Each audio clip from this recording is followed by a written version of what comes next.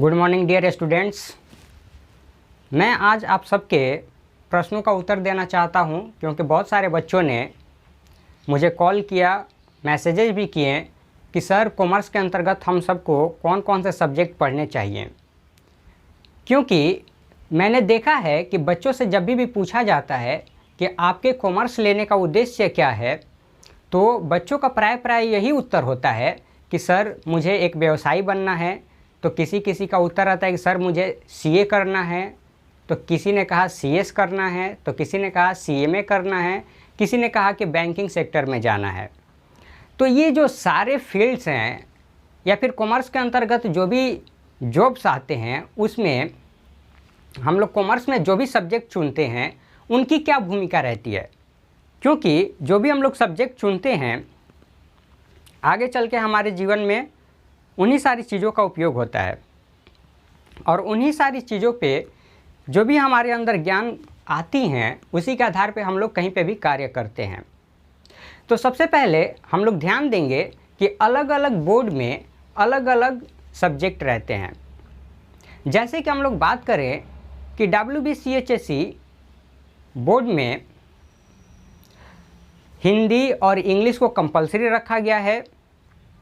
Accountancy, cost and taxation, commercial law and auditing, business studies, economics और BEBM यानी कि business economics including business math, ये जो हैं मुख्य कॉमर्स के सब्जेक्ट के रूप में क्लास 11 और 12 के लिए देखे जा सकते हैं। इन्वायरमेंटल स्टडीज़ को भी रखा जाता है। लेकिन हम लोग देखें कि ये जो भी आपको सब्जेक्ट बताए गए हैं, इन सारे सब्जेक्ट्स को पढ़ने से आपको क्या फ़ायदा होने वाला है और कौन से सब्जेक्ट कहाँ कहाँ पे काम आने वाले हैं और कौन कौन से सब्जेक्ट ऐसे हैं जो कि आप क्लास 11-12 में तो पढ़ते ही हैं, साथ ही साथ ग्रेजुएशन हो या फिर जो भी प्रोफेशनल कोर्सेस हैं जैसे कि CA हो गया, CS हो गया, CMA हो गया, ठीक है। तो इन सारी चीज़ों में उनकी क्या भूमिका रहेगी या फिर ये जो सब्जेक्ट्स हैं क्या आपको वहाँ पे भी पढ़ने को मिलेगा या फिर इनके फ़ायदे क्या हैं, तो इसके बारे में आज मैं पूरी तरह से आपको बताना चाहूँगा ताकि आप सही तरह से डिसीजन ले सकें और अपने जीवन में आगे की तरफ बढ़ें। क्योंकि ऐसे तरह के सब्जेक्ट को चुनना हमारे लिए व्यर्थ है जो कि कॉमर्स से जुड़ी हुई नहीं हो और आपके कैरियर से भी संबंध ना रखता हो। देखिए, जो भी सब्जेक्ट होते हैं वो सारे के सारे सब्जेक्ट आपके विकास के लिए ही बनाए गए हैं, आपको नॉलेज देने के लिए ही बनाए गए हैं। मैं ये नहीं कहता कि कोई सब्जेक्ट क्या है बेकार है, बेकार नहीं है, लेकिन आप जिस फील्ड से बिलोंग करते हैं वो आपको कैसे नॉलेज देगा, वहाँ से आप कैसे नॉलेज ले पाएंगे और अपने जीवन में उसका उपयोग करके कैसे आगे की तरफ बढ़ पाएंगे, कहना मैं यही चाहता हूँ और इसी के आधार पर मैं आपको सजेशन दूंगा। तो चलिए देखते हैं।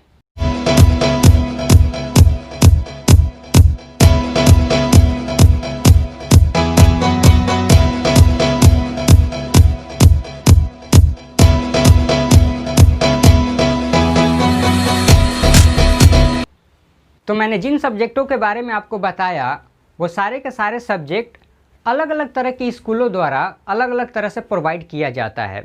ज़रूरी नहीं है कि मैंने जिन कॉमर्शियल सब्जेक्ट्स के बारे में बताया उन सारे के सारे सब्जेक्ट्स आपके स्कूल में भी अवेलेबल हो। तो आपके स्कूल में जो भी सब्जेक्ट अवेलेबल हो मैं आपको उसके अनुसार एडवाइस कर रहा हूँ कि आपको किस तरह से उसको सेलेक्ट करना चाहिए और कैसे आपके लिए वो उपयोगी साबित होगा। जैसे कि सबसे पहले हम लोग बात करें तो कॉमर्स में सबसे पहले अकाउंटेंसी या अकाउंटिंग को देखा जाता है, ठीक है। तो अकाउंटिंग में हम लोग अकाउंटेंसी के ज़रिए क्या सीखते हैं, तो सारी की तरह हम लोग देखते हैं कि बिजनेस में जो व्यावसायिक ट्रांजैक्शन होते हैं यानी कि बिजनेस जो ट्रांजैक्शन होते हैं उन सारे ट्रांजैक्शन को हम लोग रिकॉर्ड करने के बारे में सीखते हैं। तो ये एक जो है सबसे इम्पोर्टेंट सब्जेक्ट होता है, इसलिए अकाउंटेंसी तो रहनी ही चाहिए।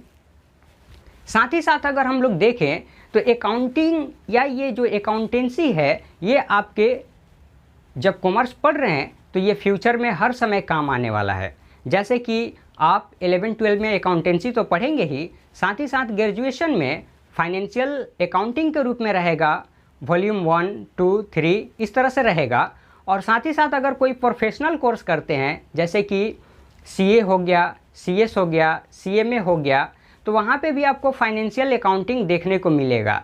वहाँ पे क्या होता है कि फाइनेंशियल अकाउंटिंग रहेगा और एडवांस्ड अकाउंटिंग के रूप में भी रहेगा। तो ये एक मुख्य सब्जेक्ट के रूप में देखा जाता है जो कि कॉमर्स के फील्ड में हर जगह पे काम आने वाला है। क्योंकि जैसे ही आप लोग काम करने के लिए जाते हैं, आप अपने वर्क प्लेस पे जाते हैं, तो आपको बिजनेस ट्रांजैक्शन को रिकॉर्ड करने से संबंधित चीज़ों को दिया जाता है कार्य करने के लिए। तो ये हमारा ये एक सब्जेक्ट होना चाहिए। दूसरे सब्जेक्ट की अगर बात करें हम लोग तो कॉस्ट एंड टैक्सेशन। तो कॉस्ट एंड टैक्सेशन क्या है? जैसे कि कॉस्ट मीन्स क्या होता है? तो कॉस्ट मीन्स होता है लागत या फिर मूल्य, यानी कि किसी भी वस्तु को जो उत्पादित की जाती है उसका मूल्य निर्धारण कैसे करें, तो उसमें सारी टेक्निक बताई गई हैं। क्लास 11 और 12 में एक बेसिक सा इंट्रोडक्शन दिया गया है, साथ ही साथ इसके साथ में टैक्सेशन को जोड़ा गया है। तो टैक्सेशन में जैसे कि हम लोग जानते हैं कि देश की जो भी आर्थिक व्यवस्था है उसका एक टैक्स भी क्या है? मुख्य हिस्सा है। तो टैक्सेशन के बारे में हमें ज़रूर ही जानना चाहिए। और कॉस्टिंग एंड टैक्सेशन जो है यहाँ पे आपको 11-12 में तो पढ़ने को मिल ही सकती है, साथ ही साथ ग्रेजुएशन में कॉस्ट एंड मैनेजमेंट अकाउंटिंग पढ़ना पड़ता है, अलग से एक सब्जेक्ट।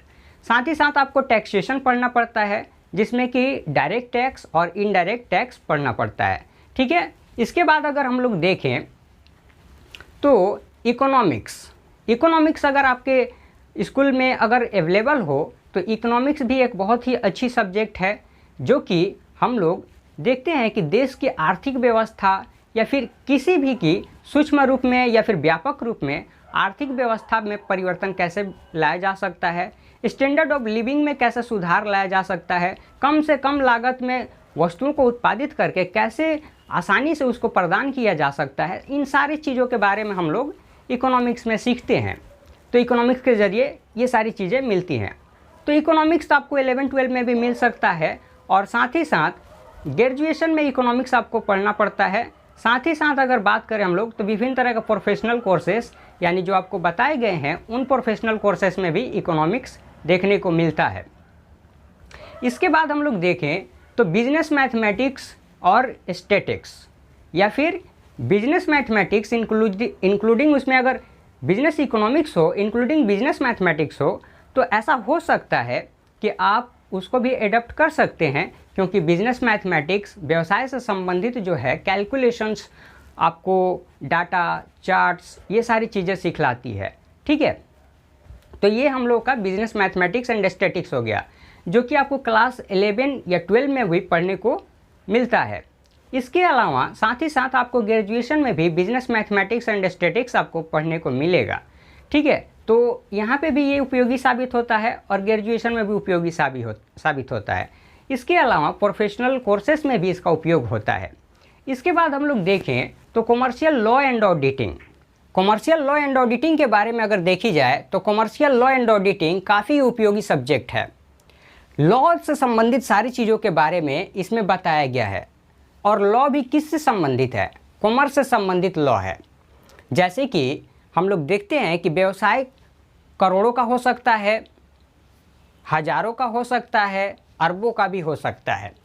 ऐसे तरह की स्थिति में जो बड़े व्यवसाय हैं इनको हम लोग पूरी तरह से लीगली रूप से ही हमको क्या करनी चाहिए? शुरू करनी चाहिए, या फिर जो भी उसकी तरह की एक्टिविटी हो हम लोगों को कानूनी दायरे में ही रह के व्यवसाय को करना चाहिए। नहीं तो कानून की अवहेलना करके अगर व्यवसाय को किया जाता है तो ऐसे तरह की स्थिति में व्यवसाय में हम लोग चाहे कितना भी इन्वेस्टमेंट क्यों ना कर दे, वो अंतिम समय में पूरी तरह से ठप हो जाएगा। जैसे उस पर कानूनी प्रभाव पड़ेगा या राजनीतिक दबाव पड़ेंगे तो व्यवसाय पूरी तरह से ठप हो सकता है। इसलिए कानून व्यवस्था के बारे में जानना, कॉमर्स की जो है कानून व्यवस्था के बारे में जानना जरूरी है। तो कॉमर्शियल लॉ एक उपयोगी सब्जेक्ट है। साथ ही साथ इसके साथ जुड़ा हुआ रहता है प्रिलिमिनरीज ऑफ ऑडिटिंग, यानी कि ऑडिटिंग से संबंधित वहाँ पे अभी उसका इंट्रोडक्शन दिया जाता है। तो ऑडिटिंग क्या है? जैसे कि हम लोग जानते हैं कि बहुत सारे बच्चे सीए करना चाहते हैं, तो सीए का काम क्या होता है? एक क्वालिफाइड सीए का काम क्या होता है? तो सीए क्वालिफाई करने के बाद जनरली ऑडिटिंग का ही कार्य एक सीए करता है। तो ऑडिटिंग यानी कि अंकेक्षण का जो कार्य है वो अकाउंटिंग के बाद की क्रिया है। तो अकाउंटेंसी के अंतर्गत या अकाउंटिंग के द्वारा बिजनेस ट्रांजैक्शन को रिकॉर्ड किया गया है और ऑडिटिंग के द्वारा उन सारी चीज़ों की जांच की जाती है, अंकेक्षण की जाती है एक सीए द्वारा। तो वहाँ पे भी ऑडिटिंग आपको मिलता है। तो पूरी की पूरी तरह से हम लोग देखें तो सीए का कार्य एक ऑडिटर के रूप में होता है और ऑडिटिंग के बारे में पहले से ही जानकारी अगर आपको मिल जाती है तो ये बहुत अच्छी बात है। यानी कि कॉमर्शियल लॉ एंड ऑडिटिंग में दो पार्ट बांटा गया है। जो कॉमर्शियल लॉ है ये तो आपको अलग सेक्शन में ग्रेजुएशन में भी मिलेगा, कम साथ ही साथ कोई भी प्रोफेशनल कोर्स अगर करते हैं आप तो वहाँ पे भी अलग अलग तरह से अलग अलग रूप में दिखाई पड़ेगा। जैसे कि बिजनेस लॉ हो गया, ठीक है, तो कहीं पे कॉमर्शियल लॉ ही नाम रहेगा, तो कहीं पे एलाइड लॉ रहेगा, तो कहीं पे टैक्स लॉ रहेगा, ठीक है। और अलग से ऑडिटिंग एक आपको सब्जेक्ट के रूप में पढ़ना ही पड़ेगा कि एक सीए का कार्य कैसे किया जाता है, ऑडिटिंग कैसे की जाती है, किस तरह से रिपोर्ट सबमिट किया जाता है। तो ये एक जो है काफ़ी ही उपयोगी सब्जेक्ट है। इसलिए मेरे दृष्टिकोण में ये कॉमर्शियल लॉ एंड ऑडिटिंग को ज़रूर ही चुनना चाहिए। इसके बाद अगर हम लोग देखते हैं तो बिजनेस स्टडीज़, तो बिजनेस स्टडीज़ को भी हम लोगों को अगर हो सके तो सब्जेक्ट के रूप में रख सकते हैं। बिजनेस स्टडीज़ कैसे फ़ायदेमंद है, तो बिजनेस स्टडीज़ यानी कि व्यवसाय से संबंधित उसमें अध्ययन की जाती है।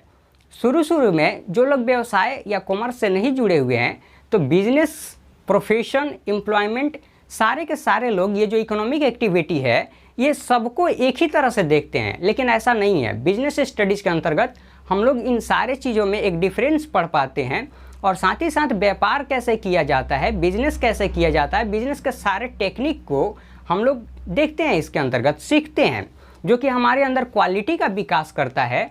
और जिस प्रकार से अकाउंटेंसी हम लोगों को रिकॉर्ड करने के बारे में सिखलाता है, कॉस्ट एंड टैक्सेशन चीज़ों को रिकॉर्ड करने के बारे में हमें बताता है, टैक्स के रूप में बताता है, किसी भी वस्तु का लागत के रूप में बताता है, उसी प्रकार से क्या है कि बिजनेस स्टडीज़ भी हमारे अंदर निर्णय लेने की क्षमता पैदा करता है। तो बिजनेस स्टडी भी एक मुख्य सब्जेक्ट है। अब इसके बाद अगर हम लोग देखें तो कहीं कहीं पे इन्वायरमेंटल स्टडीज़ भी रखी गई है, यानी कि पर्यावरण से संबंधित अध्ययन रखा गया है। तो पर्यावरण अध्ययन जो रखा गया है यानी कि इन्वायरमेंटल स्टडीज जो है, ये जो है सब्जेक्ट, ये भी उपयोगी सब्जेक्ट है, हमें इन्वायरमेंट के बारे में जानकारी देती है। और हम लोग जानते हैं कि बिजनेस करने का उद्देश्य केवल प्रॉफिट करना नहीं होता है, बल्कि हर एक व्यवसायी का कुछ सोशल रिस्पॉन्सिबिलिटीज़ भी होते हैं। जैसे कि पर्यावरण को बिना नुकसान पहुंचाए हुए हम लोग कैसे व्यवसाय को करें, ये सारी तरह के सोशल रिस्पॉन्सिबिलिटीज़ भी ध्यान में रखी जाती हैं। तो इन्वायरमेंट के बारे में प्राय हम सभी को जानकारी ज़रूर होती है, ठीक है। तो हम लोग ऐसे भी जनरल कॉन्सेप्ट के द्वारा हम लोग चीज़ों को सीख सकते हैं। तो मेरे ख्याल से जो है कॉमर्स भी काफ़ी उपयोगी सब्जेक्ट है, लेकिन हम लोग देखते हैं कि जनरल कॉन्सेप्ट द्वारा हम लोग पर्यावरण से संबंधित विभिन्न तरह के निर्णय को ले सकते हैं। जैसे कि वृक्षों को नष्ट नहीं करनी चाहिए, जो भी प्राकृतिक चीज़ें हैं उनको किसी भी तरह से हानि नहीं पहुंचानी चाहिए, ठीक है। तो ये जो चीज़ें हैं व्यवसाय से हम लोग जानते हैं कि व्यवसाय इसी वातावरण में करना है, इसी परिवेश में करना है, तो हम तो वातावरण को पूरी तरह से सुरक्षित रखने की कोशिश करते हैं। तो मेरे ख्याल से क्या है कि इन्वायरमेंटल स्टडीज़ प्राय जनरल कॉन्सेप्ट के द्वारा उसको सेव किया जा सकता है, उसके बारे में हमें पहले से ही जानकारी रहती है। और इन्वायरमेंटल स्टडीज़ जो है आपको क्लास 11-12 में तो ज़रूर ही मिलेगी, और ग्रेजुएशन में भी हो सकता है कि फर्स्ट ईयर के सेकेंड सेमेस्टर में 50 मार्क्स के लिए इन्वायरमेंटल स्टडीज़ अध्ययन करने को मिले। लेकिन किसी भी तरह के प्रोफेशनल कोर्सेज में इन्वायरमेंटल स्टडीज़ से संबंधित चीज़ों को नहीं देखा जाता है। ज़्यादातर हम लोग देखते हैं कि ये फ्यूचर में आप अपने जनरल कॉन्सेप्ट द्वारा इससे संबंधित चीज़ों पे निर्णय ले सकते हैं। तो इन्वायरमेंटल स्टडीज़ एक ऐसा सब्जेक्ट है जो कि कॉमर्स में हम लोग देखते हैं कि यहाँ पे हम लोग एक तरह से देखा जाए तो यहाँ पे एक उपयोगी साबित पूरी तरह से नहीं होता। तो इस आधार पे कहा जा सकता है कि कॉमर्स के जितने भी सब्जेक्ट मैंने आपको बताए हैं, ये सब्जेक्ट आप ही के स्कूल में सारे के सारे सब्जेक्ट अवेलेबल हो ज़रूरी नहीं है। क्योंकि अगर हम लोग देखें तो 2 सब्जेक्ट तो हमारे कंपलसरी हैं। वेस्ट बंगाल जो हमारा बोर्ड है, ठीक है, West Bengal council of higher secondary education, इसमें हिंदी और इंग्लिश को कंपलसरी रखा गया है आर्ट्स, कॉमर्स और साइंस तीनों के लिए। ठीक है, तो यानी कि कम से कम आपको 3 और मेन सब्जेक्ट चुनने पड़ते हैं। तो उसमें आप accountancy, cost and taxation, commercial law and auditing को चुने, या फिर आप accountancy, cost and taxation, business studies को चुन सकते हैं। ठीक है, या फिर आप अकाउंटेंसी, कॉस्ट एंड टैक्सेशन या फिर इकोनॉमिक्स को चुन सकते हैं, या फिर आप क्या कर सकते हैं, accountancy, commercial law and auditing, economics को चुन सकते हैं। ठीक है, और ऑप्शनल के रूप में आप किन किन सब्जेक्टों को रख सकते हैं, तो ऑप्शनल के रूप में आप बिजनेस स्टडीज़ को रख सकते हैं, ऑप्शनल के रूप में आप कॉस्ट एंड टैक्सेशन को भी रख सकते हैं, ऑप्शनल के रूप में आप इकोनॉमिक्स को भी रख सकते हैं। तो ये जो चीज़ें हैं, कॉमर्स से जुड़ी हुई जितने भी सब्जेक्ट आपको बताए गए हैं, मुख्य रूप से उन्हीं सारे सब्जेक्ट्स को आप कॉमर्स स्ट्रीम के अंतर्गत पढ़ें, ताकि आप अभी तो आपका लाभ होगा ही, साथ ही साथ आप फ्यूचर में जिस तरह की चीज़ों को करना चाहते हैं, जिस तरह की कोर्सेज़ को करना चाहते हैं या फ्यूचर में जो बनना चाहते हैं, वहाँ पे ये काफ़ी उपयोगी साबित होगा। क्योंकि अभी जो हम लोग निर्णय लेते हैं उसी का प्रभाव हमारे पूरे जीवन पे पड़ता है। ठीक है, तो मेरे ख्याल से आपको काफ़ी सब समझ में आया होगा और इसके आधार पे आप निर्णय ले सकते हैं। चलिए अगले वीडियो में मिलते हैं। अगर आपको किसी भी तरह की समस्या होती है तो आप ज़रूर ही कमेंट सेक्शन में ये बताएं कि आपको और किस चीज़ पे वीडियो चाहिए। ठीक है, और वीडियो को लाइक, सब्सक्राइब करना ना भूलें और वीडियो को ज़्यादा से ज़्यादा वाइडली शेयर